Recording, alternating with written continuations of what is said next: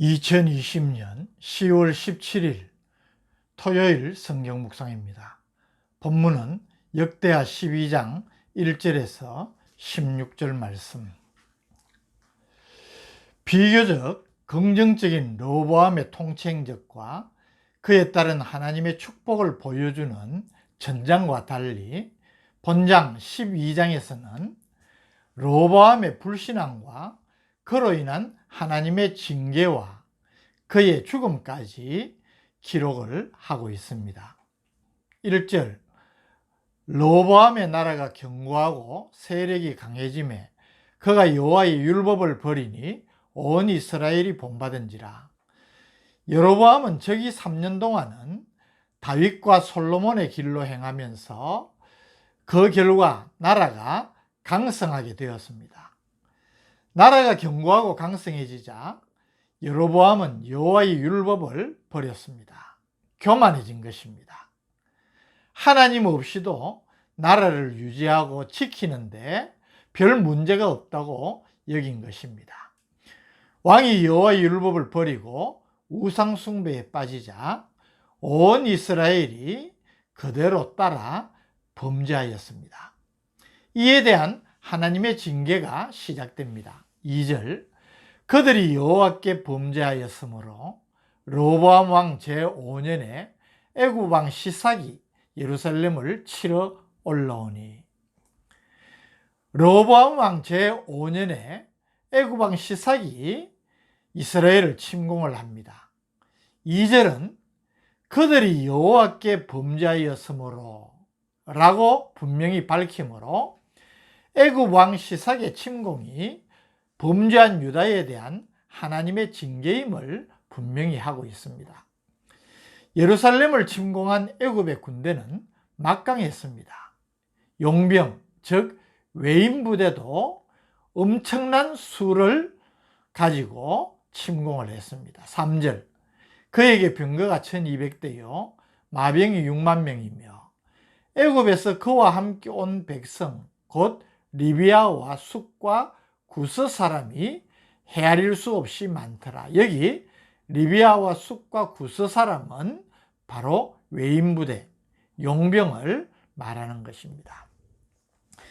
이 시삭의 군대는 파죽지세로 유다의 견고한 성읍들을 함락시키며 예루살렘까지 진군합니다. 4절, 시삭이 유다의 견고한 성읍들을 빼앗고 예루살렘에 이르니.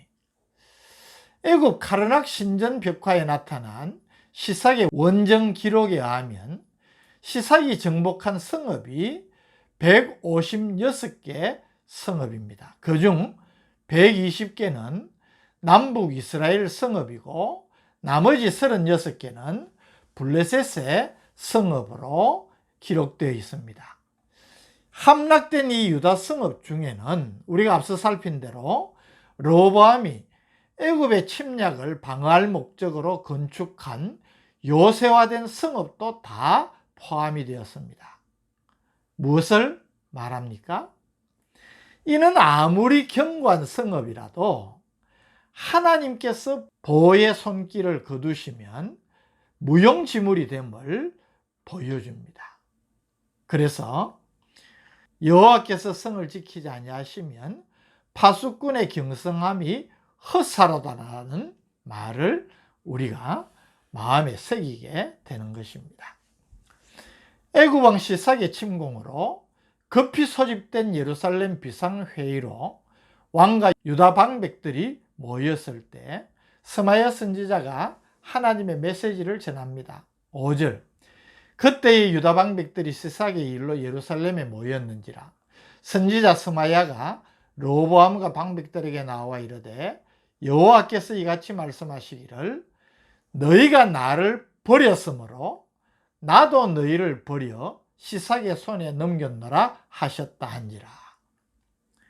더 분명하게 직접 애굽 왕 시삭의 침공이 유다 백성들의 범죄에 대한 하나님의 징벌임을 분명하게 보여주는 것입니다.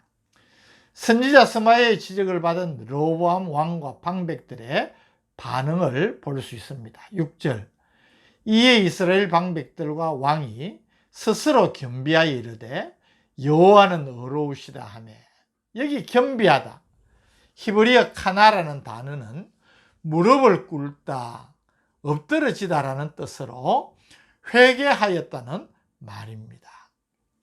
비록 범죄하였다 하더라도 회개하면 하나님의 긍휼의 은혜를 받게 됩니다. 7절, 여호와께서 그들이 스스로 겸비함을 보신지라 여호와의 말씀이 스마야에게 임하여 이르시되 그들이 스스로 겸비하였으니 내가 멸하지 아니하고 저희를 조금 구원하여 나의 노를 시삭의 손을 통하여 예루살렘에 쏟지 아니하리라. 8절, 그러나 그들이 시삭의 종이 되어 나를 섬기는 것과 세상 나라들을 섬기는 것이 어떠한지 알게 되리라 하셨더라. 하나님께서 르호보암과 방백들의 회개를 보시고 남유다를 애굽 시삭의 침공으로 완전히 멸망시키지는 않겠지만 죄에 대한 징벌은 받아야 한다는 것입니다. 그래서 하나님의 긍휼로 남유다는 멸망을 모면하였지만 애굽의 속국이 되어서 조공을 바치는 불행한 신세가 되고 말았습니다. 9절, 애굽 왕 시삭이 올라와서 예루살렘을 치고 여호와의 전 보물과 왕궁의 보물을 모두 빼앗고 솔로몬이 만든 금 방패도 빼앗은지라. 10절, 르호보암 왕이 그 대신에 노스로 방패를 만들어 국문을 지키는 경호 책임자들의 손에 맡김에 11절, 왕이 여호와의 전에 들어갈 때마다 경호하는 자가 그 방패를 들고 갔다가 경호실로 도로 가져갔더라.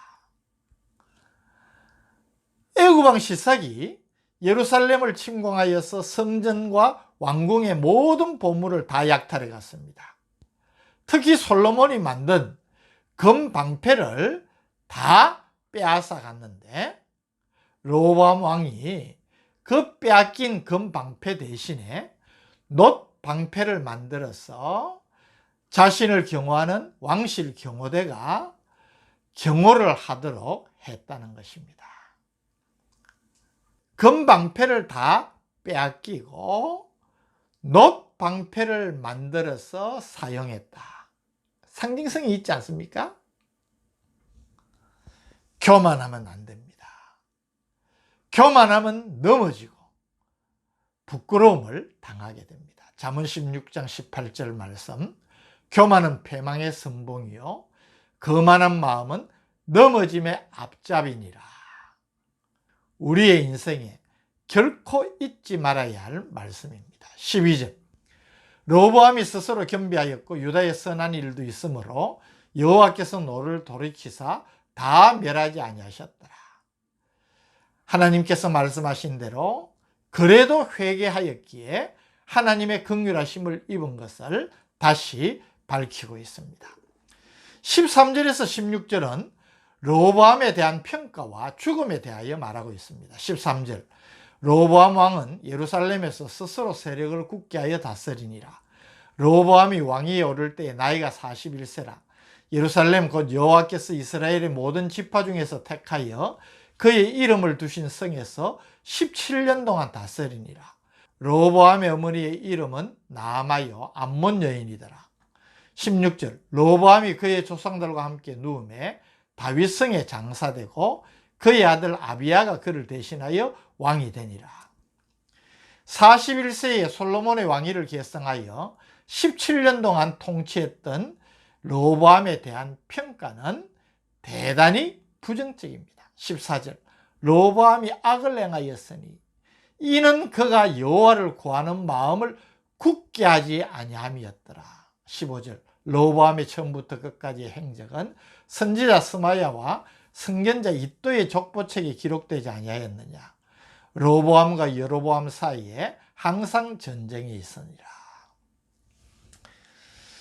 오늘 르호보암의 이 통치 행적을 우리가 묵상을 하면서 얻는 교훈이 무엇입니까? 르호보암은 특별한 복과 은혜를 입은 사람입니다.